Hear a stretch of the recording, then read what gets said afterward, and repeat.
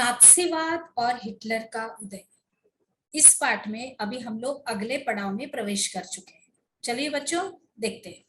America इस युद्ध में फंसने से लगातार बचता रहा और अमेरिका पहले विश्व युद्ध की वजह से पैदा हुई आर्थिक समस्याओं का दोबारा नहीं झेलना चाहता था, क्योंकि एक विश्व युद्ध जो पहले हुआ था उसमें उसकी बहुत ही हानि हो गई थी।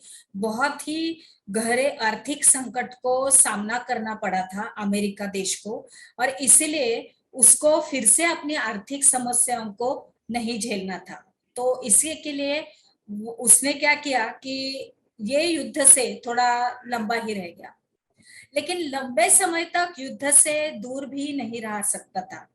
पूरब में जापान की ताकत पूरी फैलती जा रही थी और उसने इको फ्रेंच इको इंडो चाइना पर कब्जा कर लिया था और प्रशांत महासागर में अमेरिकी नौसैनिक ठिकानों पर हमले की पूरी योजना बना ली थी। अब जापान ने हिटलर को समर्थन दिया। किसने? जापान ने। तो फिर जापान ने समर्थन करने के बाद पर्ल हार्बर पर अमेरिकी ठिकानों को बमबारी का निशाना बनाया है उसने। तो अमेरिका भी दूसरे विश्व युद्ध में कूद पड़ा। आखिरकार उसको भी इस विश्व युद्ध में आना ही पड़ा। आखिरकार इसको भी इस विश्व युद्ध में आना ही पड़ा। यह युद्ध मई 1945 में हिटलर की पराजय और जापान के हिरोशिमा शहर पर अमेरिकी परमाणु बम गिराने के साथ खत्म हो गया। आपको मालूम है कि जापान के हिरोशिमा और नागासाकी, ये जो दो शहर थे जापान के, उसके ऊपर अमेरिका ने परमाणु बम फेंक दिया और इतने वो भयानक थे कि अभी तक उसकी कुछ फलस्वरूप उसका परिणाम उस देश में दिखाई दे रहा था। आगे बढ़ते हैं बच्चों। नात्सियों का दृष्टिकोण। अभी नात्सी विचारधारा हिटलर के विश्व दृष्टिकोण का पर्यायवाची था। अभी इस विश्व युद्ध को दृष्टिकोण में सभी समाजों को बराबरी का हक नहीं था और वे नस्ली आधार पर या तो बेहतर थे या तो फिर कमतर्थ में थे। और इस नजरिया में ब्लॉन्ड नीली आंखों वाले नॉर्डिक जर्मन आर्य सबसे ऊपरी और यहूदी सबसे निचली पायदान पर आते थे। और यहूदी जो लोग थे उनकी नस्ल विरोधी यानी आर्यों का कट्टर शत्रु माना जाता था। बाकी तमाम जो समाज के उनके बाहरी रंग रूप के हिसाब से ये जो जर्मनी थी वो आर्यों और यहूदियों के बीच में रखा गया था। अभी हिटलर नस्ली सोच डार्विन और हर्बर्ट स्पेंसर जैसे विचारकों के सिद्धांतों पर आधारित थी और डार्विन प्रकृति विज्ञानी थे।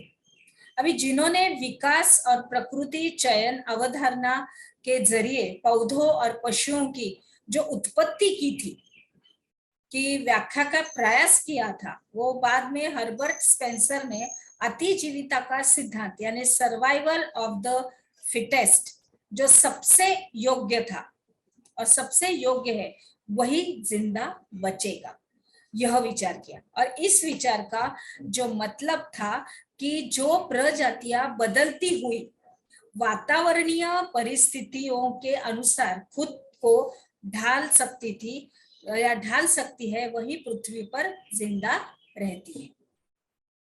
अभी आगे क्या हुआ, यहाँ हमें इस बात का ध्यान रखना चाहिए कि डार्विन के चयन के सिद्धांत को विशाल विशुद्ध प्राकृतिक प्रक्रिया कहा था और उसमें इंसानी हस्तक्षेप की वकालत कभी नहीं की।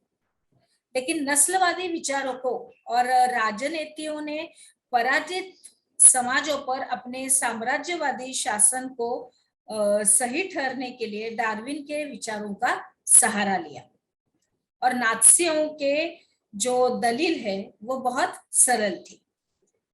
आगे देखते हैं बच्चों। अब हिटलर ने अपना सारा ध्यान जो था वो पूर्वी यूरोप को जीतने के दीर्घकालिक सपने पर केंद्रित कर दिया। उसको वो पूर्वी यूरोप भी जीतना था। अब वह जर्मन जनता के लिए संसाधन और रहने की जगह यानी लिविंग स्पेस का इंतजाम करना चाहता था। अभी जून 1941 में उसने सोवियत संघ पर हमला कर दिया और यह हिटलर की एक ऐतिहासिक बेवकूफी थी, इस तरह से उसका जिक्र किया था। अब इसको किस तरह से बताया गया है कि ये हिटलर की एक बेवकूफी थी और इस आक्रमण से जर्मन पश्चिमी मोर्चा ब्रिटिश वायु सैनिकों के बमबारी की चपेट में आ गया था। अभी जबकि पूर्वी मोर्चे पर सोवियत सेनाएं जर्मनों को नाको चने चबवा रही थी, सोवियत लाल सेना ने स्टालिनग्राद में जर्मन सेना को घुटने टेकने पर मजबूर कर दिया था और सोवियत लाल सैनिकों के पीछे हटते सिपाहियों का आखिर तक पीछा किया और अंत में बर्लिन के बीचों बीच जा पहुंचे। और इस घटनाक्रम ने अगली आधी सदी के लिए समूचे पूर्वी यूरोप पर सोवियत वर्चस्व स्थापित कर दिया और इस तरह से ये जर्मनी का सफाया यहाँ पे हो गया है, ये हम लोग देख रहे हैं। आगे बढ़ते हैं बच्चों। अभी जो नस्ल सबसे ताकतवर है वह जिंदा रहेगी और कमजोर नस्लें खत्म हो जाएंगी। आर्य सरल ये है, सर्वश्रेष्ठ है, उसे अपनी शुद्धता बनाए रखनी है और ताकत हासिल करनी है और दुनिया पर वर्चस्व कायम करना है। अब हिटलर की जो विचारधारा का दूसरा पहलू लेबेस्त्राउम या जीवन परिधि की भू राजनीतिक अवधारणा से संबंधित था। वह मानता था कि अपने लोगों को बसाने के लिए ज्यादा से ज्यादा इलाकों पर कब्जा करना जरूरी है।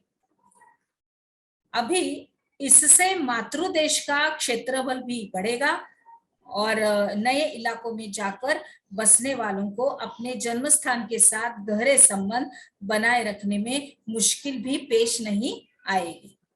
अभी हिटलर की नजर में इस तरह जर्मन राष्ट्र के लिए संसाधन और बेहिसाब शक्ति इकट्ठा की जा सकती थी और पूरब में हिटलर जर्मन सीमाओं को फैलाना चाहता था ताकि सारे जर्मन को भौगोलिक दृष्टि से एक ही जगह इकट्ठा किया जा सके।